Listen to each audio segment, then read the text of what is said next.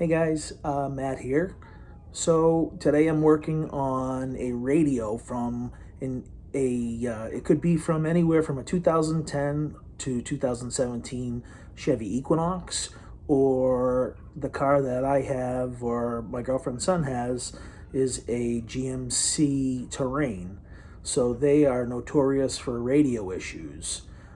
The issue we had was we bought the car. I knew that the radio wasn't working. I didn't really do too much research into it, but the car was too good to pass up on just for a bad radio, and I didn't think that it could be anything serious.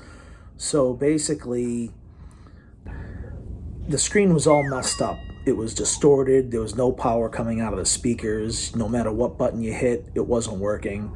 Then I found out that these cars are notorious for issues with the radio. So the whole front part where the screen is and the heater controls, all of that is run by its own assembly. This one is a smaller screen, probably about 6 inches wide by about 3 inches tall.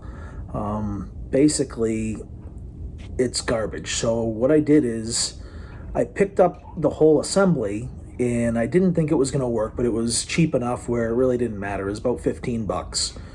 We replaced the screen on that, and it wasn't the screen, which I didn't think it was, but we figured we'd try that. Then I went to the junkyard because what I have here, this is the radio we're working with. So this is a CD player, but it's a module inside that controls, this is the brain of the radio. So it's not too bad to get to. There are a lot of videos online of how to remove the console.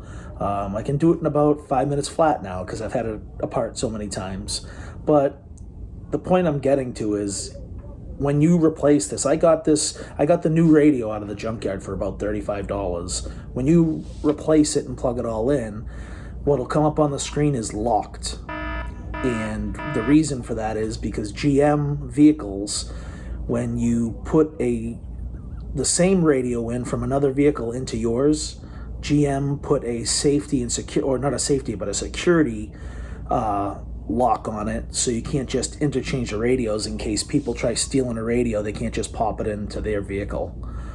So what I had to do is I did a lot of research, and I found out that if you replace the EPROM chip, if you take it off the original radio on the circuit card and put it onto the new radio's circuit card, it'll basically, you're taking all of that information. So the EPROM chip, it stores the VIN number, it stores a bunch of information on that chip.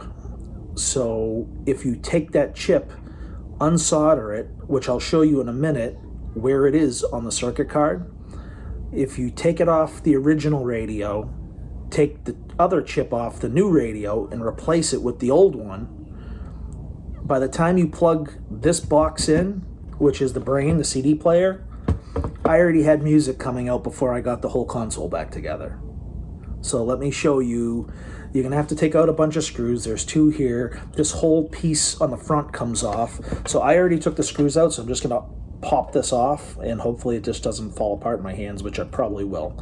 So there's screws on the front, screws underneath, screws on the sides, everywhere. But don't be shy about it. Just take the screws out and take this thing apart. It's not a big deal. If you can solder, you can do this. So once again, I already took the screws out. So that comes off. This whole part comes off. There's a ribbon cable. So this cable plugs in to a port right here. You just pop that out, pull that out, because it's just pressed in. So I'm going to put that down. Right here is the card you're searching or you're after. This is the satellite radio antenna, I believe, or amplifier. What you want to do is that's held with 2 screws on the side. You unscrew those. This, once again, it has another ribbon cable. There is a tab on each side. You just pop that up and that ribbon cable will fall out. And also there's a screw holding this in on the back side, right back here.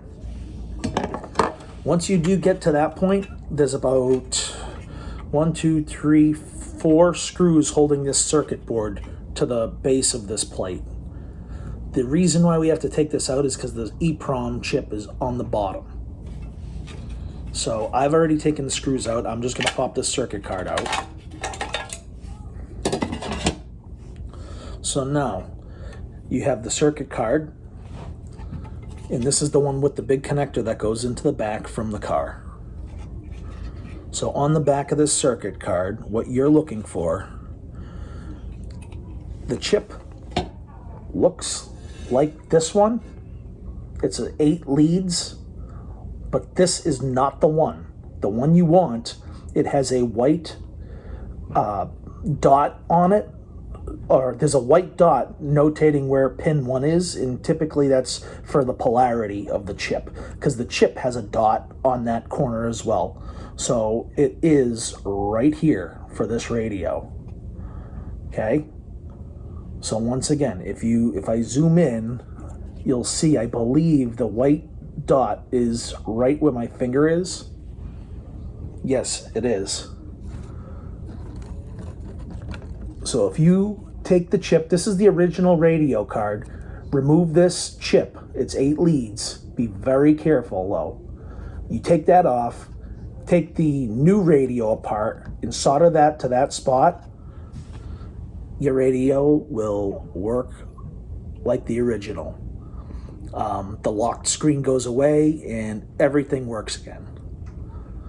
That is for, once again, a 2010 through 17 Chevy Equinox, and also like what we have, what we have is a 2011 Terrain, and I'll show you the picture of it in the video. But that's what happened, and that's the fix for that. And if you don't do what I just showed you, you can get it fixed. You can bring it to the dealer, but they're going to charge you about $150 to reprogram. All they're doing is lining up the VIN number and putting the programming the VIN number on this radio, so the car doesn't think the radio's stolen. So once again, if you do this chip swap, it'll work no problem. All right, guys. Just figured I'd throw this video out there. I couldn't find too much on this, and that's why this kind of drove me to do this video. All right. Have a good one, guys. Bye.